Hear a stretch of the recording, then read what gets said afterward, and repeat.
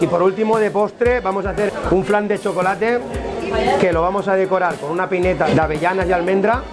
Haremos unas flores de frutas, ¿vale? Y haremos una nata montada con sabor a galleta.